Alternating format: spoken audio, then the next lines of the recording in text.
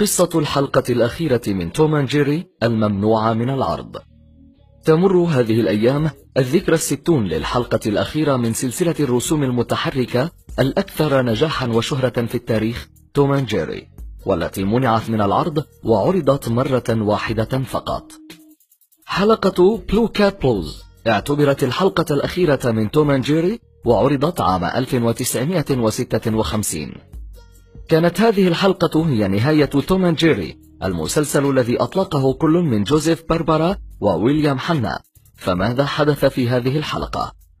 تظهر الحلقة القط توم إلى جانب الفأر جيري بعدما يتعرضان لسلسلة من الخيبات العاطفية.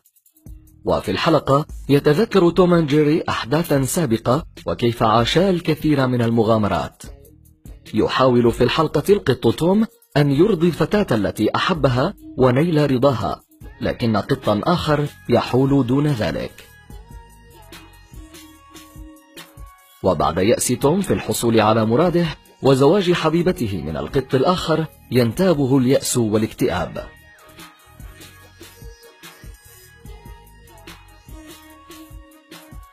جيري ينقذ توم من الغرق، لكنه يفاجأ هو الآخر بزواج صديقته التي يحب.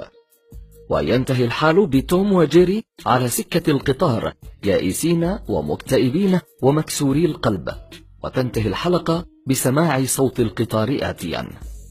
تستغرق الحلقة نحو 7 دقائق، لكن المنتج هنا أصدر قرارا غريبا، وقد قرر عدم عرضها لما تحمله من كآبة ودلالات نفسية سيئة، وقد تكون سلبية في تأثيرها على الأطفال.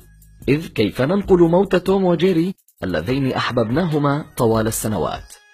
عرضت الحلقة مرة واحدة، ولكن لم تعرض مجددا بسبب مستوى الكآبة المرتفع فيها، لكن ذلك لم يمنع عودتهما في جزء آخر وحلقات أخرى جديدة بعد عامين، تنتهي بشكل عادي جدا كأي حلقة أخرى.